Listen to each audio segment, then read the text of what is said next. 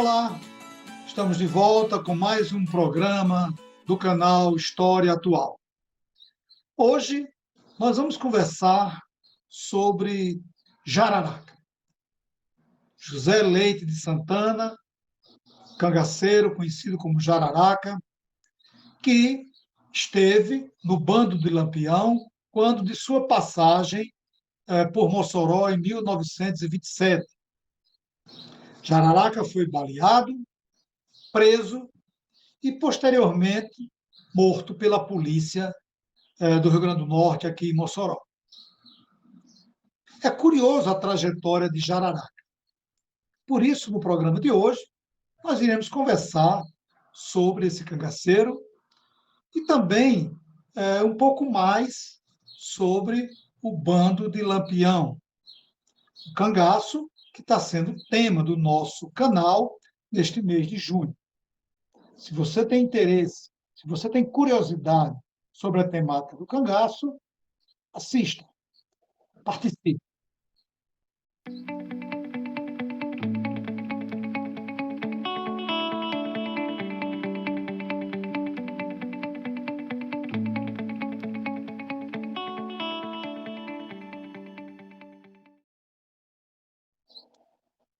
Conosco hoje o professor Marcílio Lima Falcão, historiador, professor do Departamento de História da Universidade do Estado do Rio Grande do Norte, autor do livro Jararaca, Memória e Esquecimento nas Narrativas sobre um Cangaceiro de Lampião em Mossoró. É com muita satisfação que o canal História Atual recebe o professor Marcílio Lima Falcão. E você que está nos assistindo, que gosta da temática, que tem acompanhado o nosso canal, dê um like, se inscreva no nosso canal, divulgue a nossa programação, receba semanalmente os nossos programas. Compartilhe com seus alunos, com seus colegas de trabalho e ajude o canal a desenvolver esse trabalho que já vem há um bom tempo. Professor Marcílio, seja bem-vindo, obrigado por disponibilizar o seu tempo em conversar conosco e engrandecer o nosso canal. Para a gente começar, eu gostaria de saber um pouco da sua experiência como professor de História e como a temática do cangaço entrou na sua vida profissional. Olá, Lemuel, colegas, amigos e amigas que acompanham o canal História Atual. Fico muito feliz, Lemuel, pelo convite que você fez em participar agora no mês de junho dessas discussões sobre cangaço, Mossoró, e discutir um pouco, né, sobre um assunto que desde 2005, 2006, eu venho pesquisando e trago para as discussões acadêmicas, mas também abro para grandes discussões de história na cidade e história sobre a cidade. Bom, a minha trajetória, ela começa no final da primeira metade da década de 90, quando eu vou fazer o curso de História aqui na UERN, né? Eu faço o curso de História de 96, 99, e nesse momento que eu estou fazendo o curso de História, eu começo também a trabalhar na rede de educação privada. E lá, dando aula em cursinhos, dando aula em segundos, terceiros anos, eu escutava muitos alunos falarem de um cangaceiro. Um cangaceiro chamado Jararaca, que no dia de finados as pessoas iam no túmulo, né? Visitar, levar velas, flores.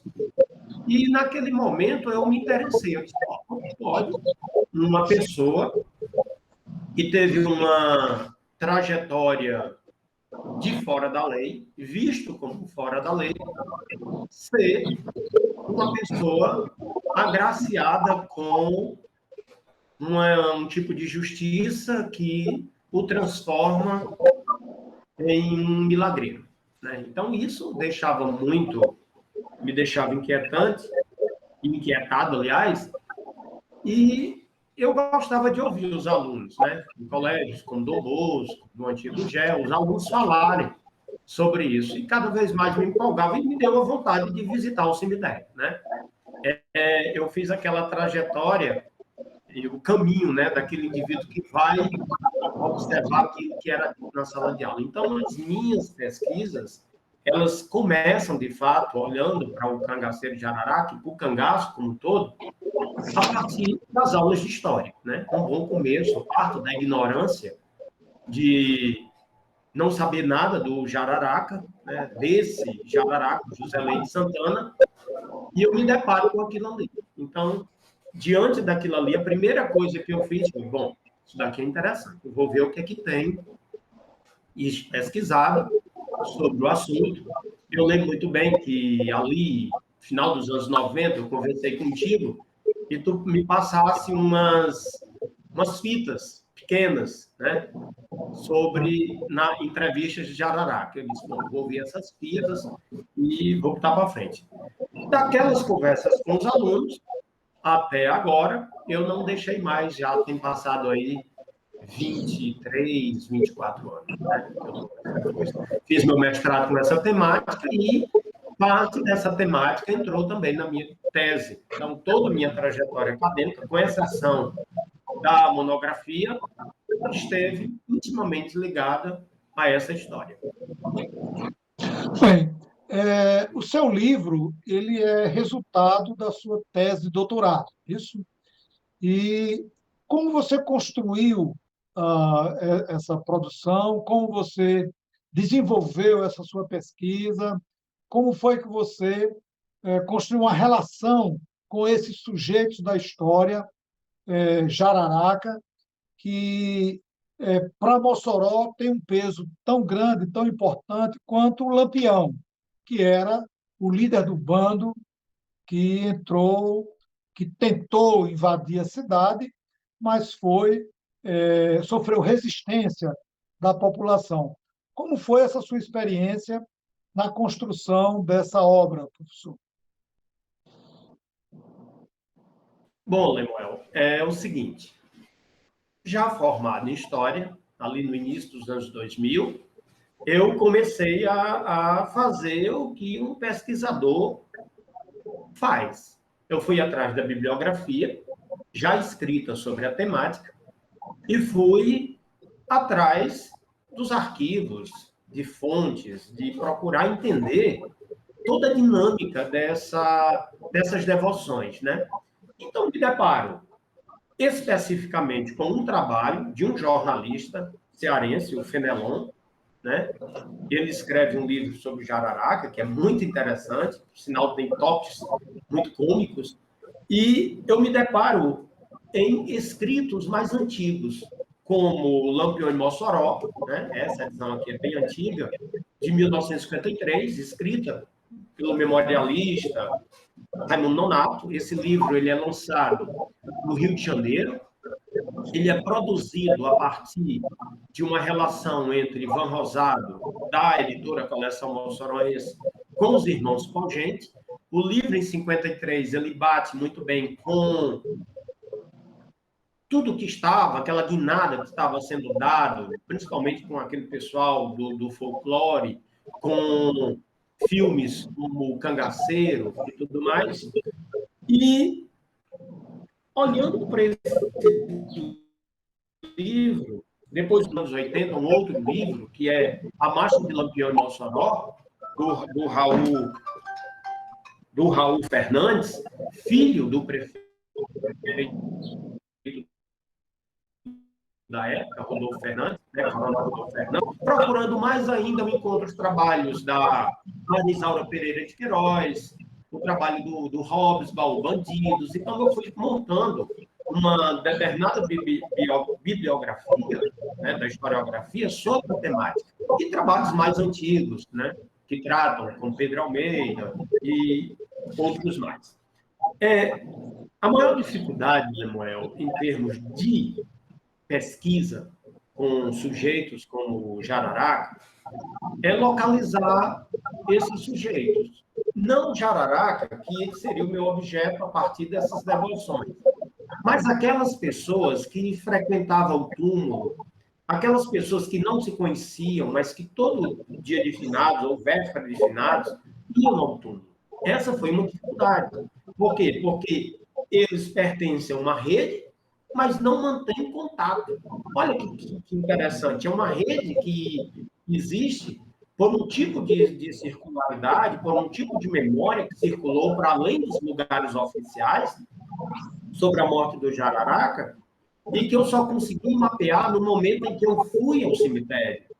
Que eu chegava cedo, esperava, vi pessoas fazerem suas devoções, colocar suas velas, sua prece, colocar suas flores no túmulo do Jararaca, o José Leite Santana, né? E nesse momento eu começava, chegava lá, conversava, dizia o que eu estava fazendo meu mestrado na Federal do Ceará, e que gostaria de conversar com a pessoa. E ele me dava o endereço, né? Ainda não tinha celulares e tal, né? E eu tinha que ir lá na casa deles. Então eu mapeei em torno de 42 pessoas, né? E eu passei praticamente um ano mapeando essas pessoas, conversando com essas pessoas, entrevistando, usando todos os protocolos da história oral para entrevistar. Essa foi uma parte. A outra parte, Lemuel, foi acompanhar as narrativas jornalísticas sobre o Jararaca, sobre aquilo que tinha acontecido em Mossoró em 1927, sobre aqueles dias, do dia 13 ao dia 19. Então, eu comecei a perceber. Um livro foi muito importante para essa pesquisa sobre o cangaceiro de Jararaca. Foi um livro do Leonardo Mota, né, escrito, né, publicado em 1930 pela imprensa cearense, e no tempo de Lampião, quando o Leonardo Mota cita um suposto norte-rio-grandense, conta ele que, numa boca de noite, Jararaca foi assassinado. Veja, o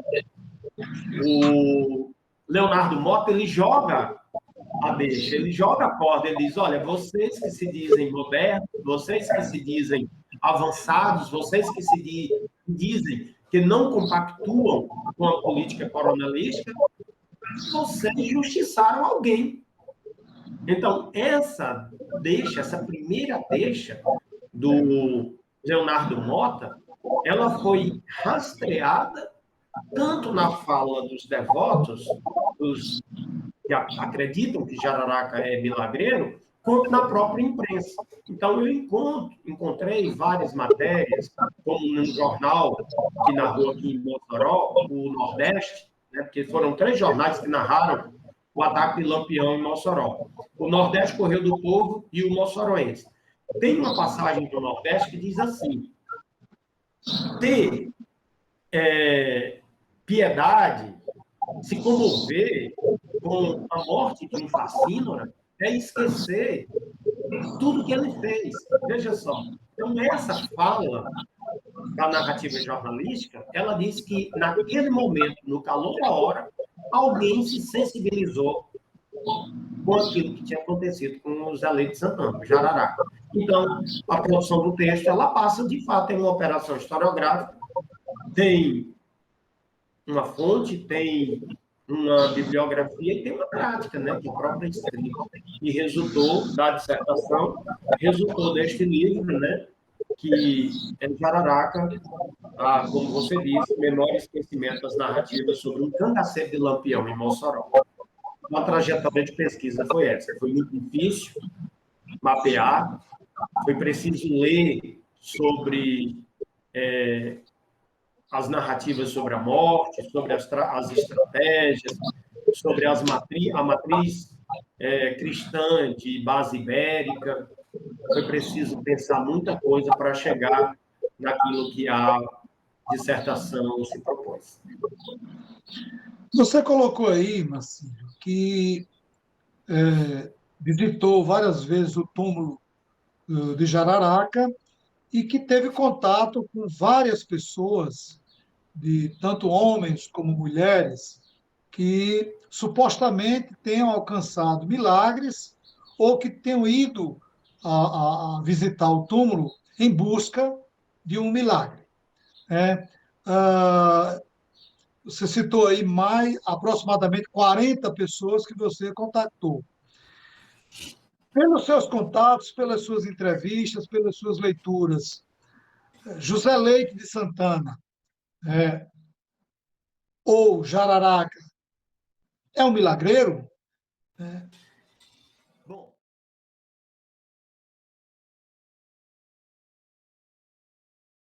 bom, é uma pergunta que ainda hoje eu voltei a pesquisar, deixei até um pouco de lado agora por conta desse tempo, né, pandêmico que nós estamos trabalhando de forma remota, mas é uma pergunta, Lemuel, que ainda promove muitas discussões. Por quê? Veja só. Jararaca teve, quando Zé Leite Santana entra no bando de Lampião, ele toma uma decisão que vai marcar profundamente a sua vida. Ele sai, ele entra, na verdade, em um lugar, que é o lugar daquele que está fora da lei, do bandido. Então, quando você pega já os outros jararecas, que ele não foi o primeiro, né? Os outros, as narrativas sobre o bando de Lampião na imprensa, e quando você encontra o Diário de Pernambuco, ou até mesmo em outros jornais do Nordeste, desculpa, sobre as ações desse cangaceiro, você encontra uma violência diante dos seus inimigos gigantesca. O problema é que os cangaceiros eles estavam no fio da navalha. Aos amigos, a proteção. Aos inimigos, a violência. Do mesmo jeito que estavam os outros na volante, como você bem sabe. Então, a dimensão da violência era enorme.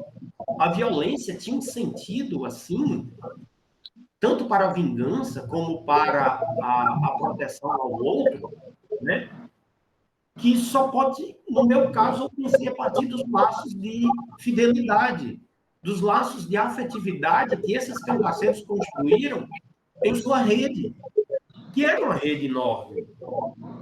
Quando você olha a trajetória do próprio Lampião, pelo menos pelas narrativas que você encontra nos livros, no dia que essa rede de fidelidade, afetividade ou reciprocidade, ela fosse rompida, Lampião estava fechado.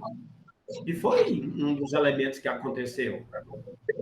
Quando você olha para a trajetória do Zé Leite Santana, a vinda, ao mapeamento da imprensa, o ataque de Lampião ao Mossoró, Lemuel, não é igual aos outros ataques. Eu vivo dizendo isso, não é igual. Foi mapeado. A entrada desses cangaceiros no Rio Grande do Norte, a imprensa mapeou, o telégrafo mapeou. Mossoró não era uma cidade, ou uma arraial, ou uma comunidade pequena quando eles atacavam, apesar de já ter atacado outras cidades, né, de pequeno porte aqui no Rio Grande do Norte, como Apodi, a passagem por São Sebastião, mas Mossoró era uma cidade, como diz os próprios memorialistas, potentada. Não teve tempo de se preparar para esse ataque, que criou barricadas, que criou trincheiras, como eles dizem, né? Apesar de não usar a palavra resistência, né, em 1927, mas que criou toda uma estrutura. Então, eu gosto muito de inverter a palavra. Não é o ataque de Lampião a Mossoró, é Mossoró que espera silenciosamente Lampião entrar. Entende? Então, você tem que inverter. Porque se é o ataque de Lampião, esse ataque ele tinha que ser rápido e fulminante. Mossoró não. Mossoró teve tempo de montar guarda, teve tempo de montar trincheira, teve tempo da população potentada ir embora, teve tempo do padre percorrer. Então, tanto os santos, tanto as autoridades políticas, como os jornalistas, eles se articularam. Armas, houve até troca de bilhetes. Veja, até troca de bilhetes. Olha, eu sou ataco se você não pagar. Se você pagar, eu vou embora. Veja só. Está entendendo? Então, é uma relação muito tensionada, que quando vocês olham isso por livro, você diz assim, meu Deus, pô, e aí está o trabalho do memorialista. A preocupação dele é o documento como prova.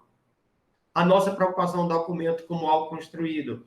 Então, veja, quando eu olho para o Jararaca, para aquela trajetória dele, você encontra aquele sujeito, Lemuel, que deixa de ser o fora da lei para ser a vítima. A trajetória dele é interessante, porque, veja, ele vai para o ataque, ele entra no fronte, ele é baleado, ele vai tentar despojar, segundo os memorialistas que escreveram, o Colchete, que já estava morto, ninguém fala de Colchete, né? Colchete é aquele morre em Mossoró, mas ninguém fala, por quê? Porque morreu. A narrativa sobre o Jararaca é maior porque ela vai render. Então, ele é baleado, ele consegue fugir, pelo tanto o Ramos Nonato como o Raul Fernandes, ele entra em contato com determinada pessoa, essa pessoa o trai, ele é traído, ele é levado à delegacia, ele passa a pertencer e está sob a custódia do Estado. Veja, Lemuel, ele está sob a custódia do Estado republicano, de Mossoró, ele está sob a custódia da prefeitura, sobre o poder público. E o que é que ocorre com ele? Como diz o Leonardo Mota, é preso no dia 14, é transferido no dia 19, dá uma entrevista. Quando você pega a entrevista do Lauro da Escócia, você não sabe se o tipo de entrevista que o Lauro fez, é muito mais o Lauro falando do que o próprio Jararaca. Mas quando você olha para a entrevista, você diz que aquele homem tinha muito a contar, porque ele estava preso. Então, esse a contar, ele tinha muito. Né? Quando toma-se a decisão de levar o Jararaca para Natal, para as forças do Estado, ele vai para o cemitério. Pelo menos é o que está na narrativa. E aí vem todo um arrumado, né, de dizer que a cova já estava aberta, ou que ele cavou a cova, ou que ele foi jogado, ou que ele levou uma pancada, ou que ele levou uma punhalada, que ele estava algemado. Que ele estava algemado, veja, amarrado. Então, o que é interessante em toda essa narrativa, que não é contada nos jornais, mas que é contada pelo motorista Homero Couto, que é contada por Leonardo Mota 3 anos depois da morte do Jararaca, é o que sensibiliza. É um corpo, é um outro que tinha um lugar de bandido, de monstro social, como foi apontado, Lombrosiano, como um facínora, mas que se transforma em vítima, que não teve como se defender, que sofreu uma violência e que na hora dessa violência, pelo menos na hora derradeira, ele clama ao sagrado. E isso é contado por quem presenciou. Eu não posso dizer que isso foi como aconteceu, mas nós trabalhamos com rastro, com os indícios, né? Então, veja, é esse momento de se valer ao sagrado, de pedir proteção, que abre, como dizia sempre lá na UFC, a chave do sacrário. Uma outra porta. A morte de Jararaca traz uma outra vida, que é essa vida que me interessou na dissertação. Essa vida de milagreiro. E agora, como essas memórias circularam, eu também fiz um mapeamento, e 2 lugares são importantes para a circulação dessa memória. Não são os jornais oficiais das autoridades, dos Escócias, não. São os cordéis e a própria memória familiar que foi passado. Muitos dos narradores contaram em suas entrevistas, disseram em suas entrevistas que seus avós contavam, que ele ouvia na infância. que lia os cordéis. Então, existem formas dessa memória ser circular. E é uma memória que necessariamente ficou à margem, mas que existe. Há algum tempo eu não vou ao cemitério, mas ela existe. Então, veja só, essa chave do sacrário, essa outra vida, que muitas vezes no túmulo, você começa a perceber que o túmulo é um espaço amplamente de debate, de embate entre um catolicismo, aquele catolicismo institucionalizado, e aquele outro, né, que diz, olha, é para ter piedade desse. Então, que tipo de justiça é essa? Hoje eu me dedico, quando eu trato sobre a temática, exatamente a esse tipo de justiça. Porque Jararaca passou por um tipo de justiça típica dos anos 20, como foi o caso. Aquele que era fora da lei e não teve como se defender. Eu não estou dizendo que era justiça legal, eu estou dizendo que existia um tipo de justiça que era aquela. Que, como nós sabemos, você é pesquisador, você sabe muito bem, né? Nós não podemos dizer o porquê que o Jararaca foi exterminado, assassinado, mas nós sabemos como parte da força policial, principalmente a volante, usava a força diante dessas pessoas, porque era violência para lá e violência para cá. Então, não dá para dizer que era só o cangaceiro. Um agia com violência, contando com a força da lei, com o Estado. O outro agia com a violência, contando com suas relações de reciprocidade dentro da própria dinâmica que movia os proprietários rurais e algumas autoridades políticas. Então, o Jararaca é esse cara que entra nesse novo tempo, nesse tempo sagrado, né? Nesse tempo da piedade. E a fala dos devotos é incrível. Tem uma curiosidade, Lemuel, que me deixou muito animado para pesquisar, e eu até escrevi sobre. Olha, quando você faz uma prece, ou você faz um pedido a um santo, na maioria das vezes você, claro, parte da ideia, eu fiz um pedido a São Francisco. Se eu for alcançado, eu vou rezar pela paz da humanidade, pelo bem das famílias, por isso, por aquilo. Essas pessoas, como eles usam a palavra, que se apegaram a Jararaca em algum momento de dificuldades na vida, essas pessoas negociam. É como se houvesse uma negociação daquele momento, daquela realidade, entre aquela pessoa e o Jararaca. Elas não rezam para outra coisa que não seja a salvação de Jararaca. Então, isso é muito legal, porque, veja, Jararaca é um santo que está em trânsito. Eu não sei te dizer onde é que ele está. Está entendendo? Ele está nos corações dessas pessoas, mas essas pessoas dizem, olha, santo é Deus, mas ele está num bom lugar.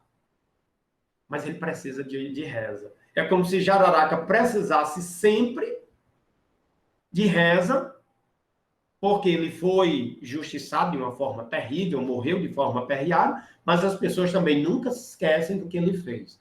Então, para purgar aquilo que ele fez e, ao mesmo tempo, para ajudar aquela alma inquieta, aquela alma que teve uma morte, aquele corpo que teve uma morte aperreada.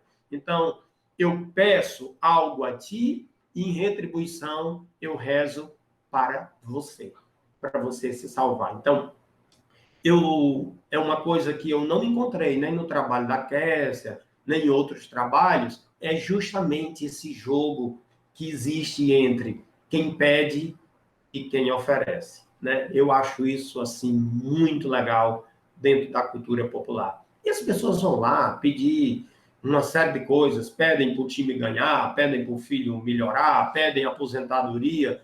É como se os santos que estão nos altares muitas vezes não comportassem aquelas vidas que necessitam de cada vez mais.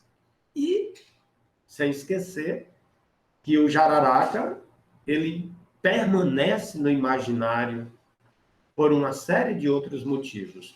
é o túmulo mais visitado, então é algo exótico no cemitério. São os espetáculos públicos que se faz apresentando Jararaca, né? É a própria teatralização dessa memória que se construiu aqui nessa cidade. Mas Jararaca é um sujeito, Lemuel, muito interessante, que ainda tem muita coisa para ser estudada. Hoje eu estudo esse tipo de justiça que faz com que não apenas Jararaca seja visto como alguém que precisa de oração, mas que foi perdoado, em certa medida, daquilo que ele fez em vida. Essa justiça, ela não é do Estado, essa justiça, ela não é da igreja, é um tipo de justiça que nós temos que refletir mais para tentar compreender a sua natureza. Essa sua colocação sobre a justiça e essa chave do sagrado é muito interessante, Marcílio. E essas relações de poder que você cita, não existiria um cangaço forte, atuante e violento, se não existisse também, do outro lado, dentro do próprio Estado, sujeitos, autoridades que fossem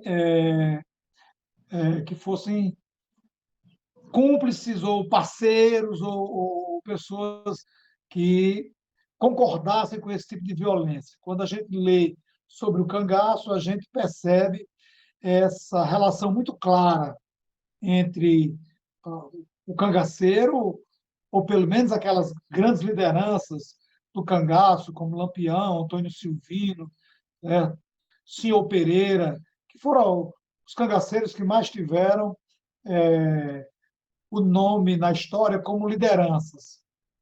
E como é que você vê, a partir de Mossoró, a partir dessa passagem do bando de cangaceiros liderado por Lampião em Mossoró, como é que você vê esse fenômeno do cangaço em nível de, eu não diria de Brasil, eu diria de Norte e Nordeste, né? Como é que você olha para o cangaço? Como é que você explicaria quem é o cangaço ou o que foi o cangaço, né? E destacando algumas figuras que chamam a atenção de você, além de Jararaca, que foi o sujeito histórico que você se debruçou para pesquisar. Bom, eu escrevi isso, né? Eu pesquisei isso na minha tese, quando eu fui pensar como as famílias Escócia e Rosado usaram, né, politicamente o passado, como é que esse passado é usado politicamente na construção de uma memória para a manutenção de um projeto de poder, né? Apesar de muita gente já ter escrito sobre tal, o meu objetivo ali era tentar entender como isso era operacionalizado, né? E dizer que não é coisa de Rosado, é uma coisa que vem muito antes, né? Eles se apropriam de certas coisas. Bom, mas o que eu quero dizer para você é que o cangaço passou por uma transformação muito forte. Desculpa, muito forte mesmo. E os folcloristas, eles têm muito disso.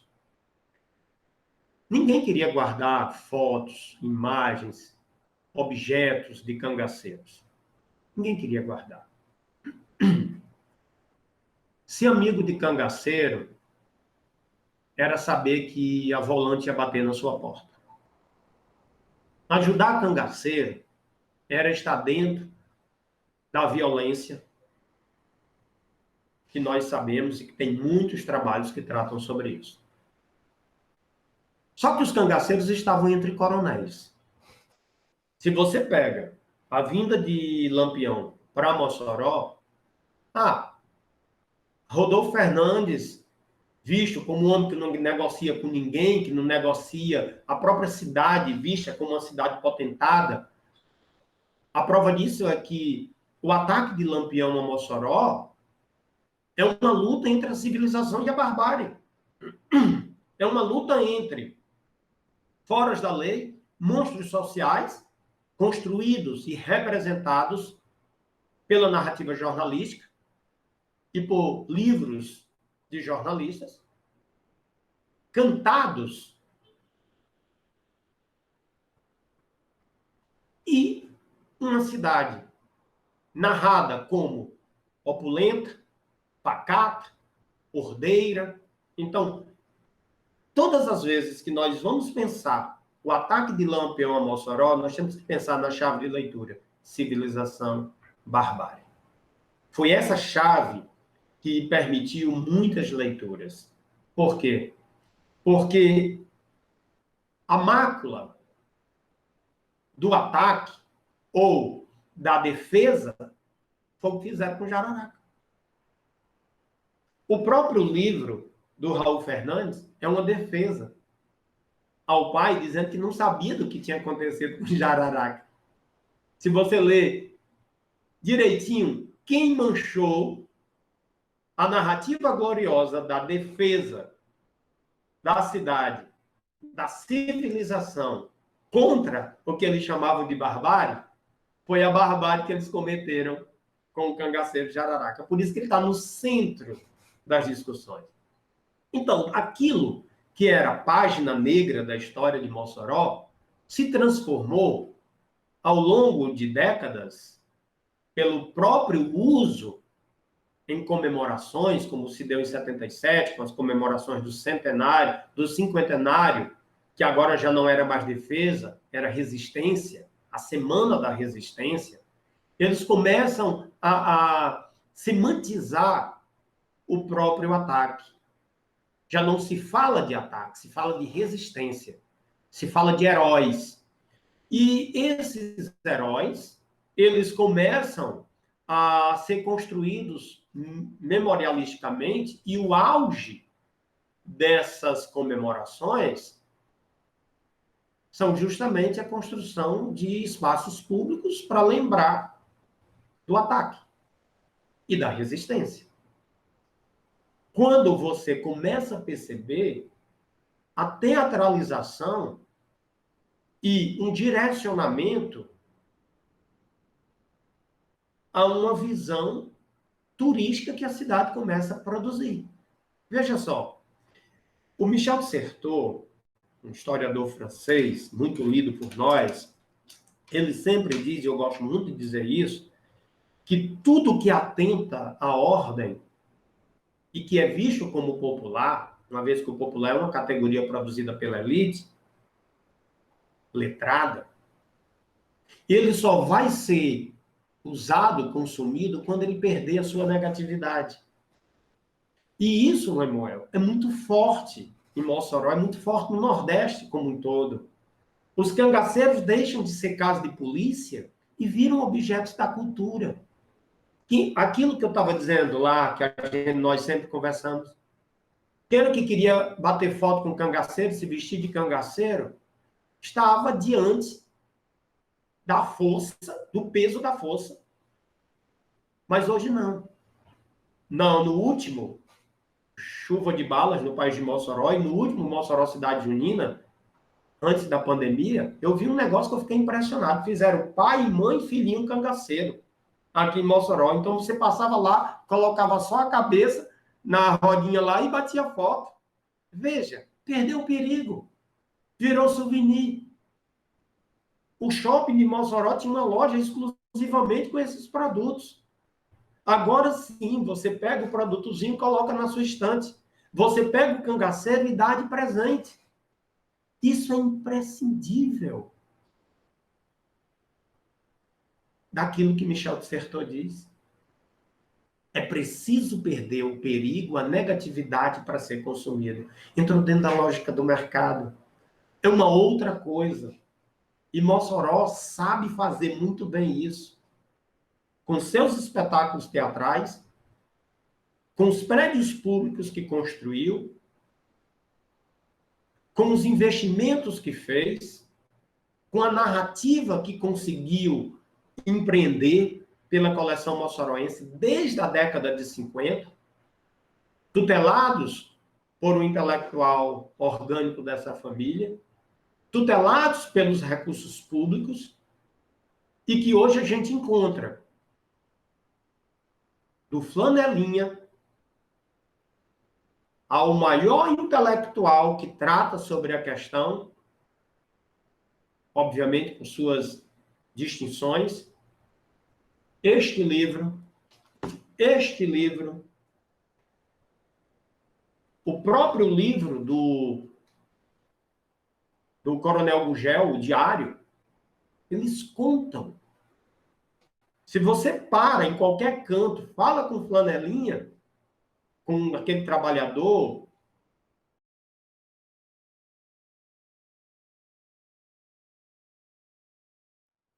informal, que está ali todo dia batalhando, você diz, ah, eu não sou daqueles aqui, foi a terra que expulsou Lampião, escorraçou Lampião. Se você vai para o jornal ainda hoje, eu nem vi, mas me disseram que nesses mapeamentos o que representa Mossoró é um cangaceiro, eu nem vi os íconezinhos. Alguns espaços públicos tem lá, como um espaço chamado aqui Arte da Terra, um cangaceiro e uma cangaceira. Então está em todos os lugares. Aquilo que era perigo, era coisa negra que deveria ser esquecido, foi redimensionado, se construiu uma memória oficial que, por sinal, nunca tinha visto isso, é uma memória que sobrepõe, hoje, a outra grande memória, se não a maior memória que tinha sido construída sobre essa cidade, que foi a libertação dos escravos. Se você chega no Museu Municipal Lauro da Escócia, você encontra mais coisas sobre esta memória oficial sobre o cangaço do que sobre o próprio, a principal data comemorativa dessa cidade, que é o 30 de setembro, ao ponto de criar um memorial exclusivo para o Memorial da Resistência. E ninguém vai ao Memorial da Resistência ver os moçoroenses que resistiram. Você vai ao Memorial da Resistência ver os cangaceiros maiores, bem vistos, não é assim? Por quê? Porque entrou dentro da lógica do turismo. Então, Lemuel, esses cangaceiros, como diz o Duval, eles foram transformados em seres fantasmagóricos, né? São outros. São outros. Produzidos e direcionados a determinados empreendedorismos, financiados pelo poder público, cuja memória oficial trata da resistência e busca esquecer aquilo que macula toda a forma de resistência, que é o jararaca. O jararaca é a pedra no meio do caminho, né? Marcelo, nós estamos chegando ao final da nossa entrevista. Eu gostaria que você fizesse as suas considerações finais. Desde já eu agradeço a sua participação, você ter disponibilizado o seu tempo para esse bate-papo conosco. E peço mais uma vez, você que está nos assistindo, que gosta da temática do cangaço, esse mês de junho nós teremos mais uma entrevista sobre a temática do cangaço, para fechar o mês de junho, discutindo o cangaço no geral, a presença, a passagem de Lampião e seu bando aqui em Mossoró, e a fala de Marcílio hoje mostrou claramente como se constrói uma memória a partir de Jararaca, o cangaceiro, que na memória popular virou santo, né? Mesmo que, como disse o professor Marcílio, seja uma pergunta ainda que mereça reflexão para que se possa dar essa resposta sobre o milagre. E, mais uma vez, você dê um like, compartilhe os nossos programas, se inscreva no nosso canal para que a gente possa crescer e possa divulgar mais temas sobre a história, não só de Mossoró, mas a história nacional, também a discussão sobre política, sobre economia, sobre arte. O nosso programa o nosso canal é um canal diversificado. E agradeço a Marcelo e abro para as suas considerações finais.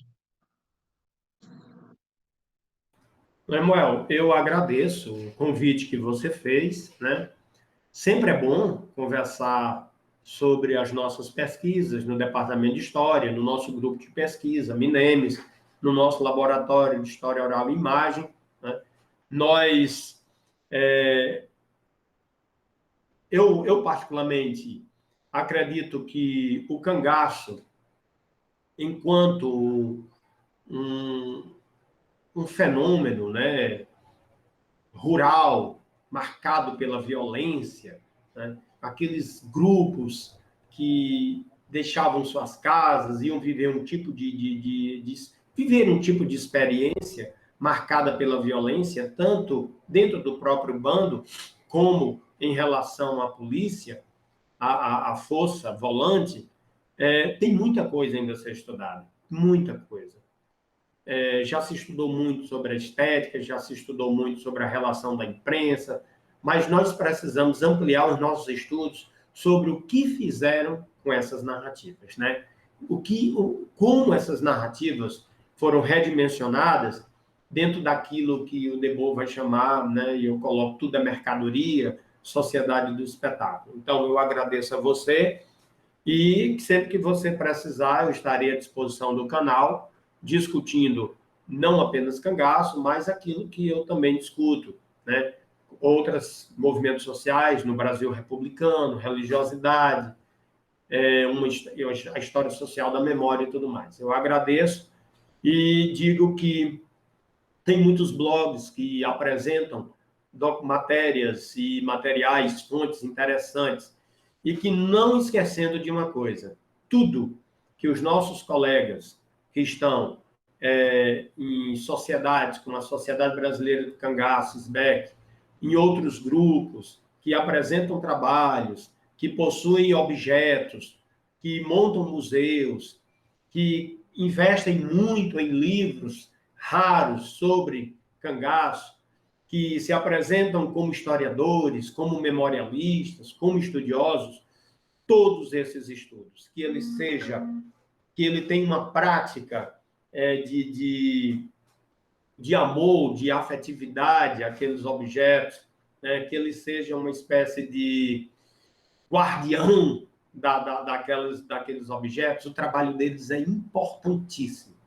Ele nem é pequeno, ele nem é maior do que o trabalho que a gente faz. Porque o trabalho que eles têm, né, dos memorialistas, os antiquários, né, aquele que gosta da peça, que guarda, ele está, pelo menos, protegendo aquilo da destruição e que, para mim, nós temos que ampliar cada vez mais os laços com essas pessoas. Elas possuem grandes bibliotecas, né? Nós tínhamos um grande estudioso do cangaço, para mim, um dos maiores estudiosos do cangaço, o Paulo Gastão, né, que de saudosa memória, com uma biblioteca maravilhosa, uma das bibliotecas sobre Nordeste, cangaceiro, para mim, uma das melhores do Brasil. Um trabalho aquilo que o Paulo fez, tem que ser publicizado, né? Tem que chegar nas escolas. Por quê? Porque tem seu valor, é importante. Então, todos que pesquisam sobre cangaço têm sua importância para que nós possamos cada vez mais entender, construir chaves de leitura sobre o lugar e o papel que esses sujeitos ocuparam dentro de um mundo marcado pela violência e pela exclusão. Ok, muito obrigado, um forte abraço e para você que está nos assistindo, um abraço e até o nosso próximo programa.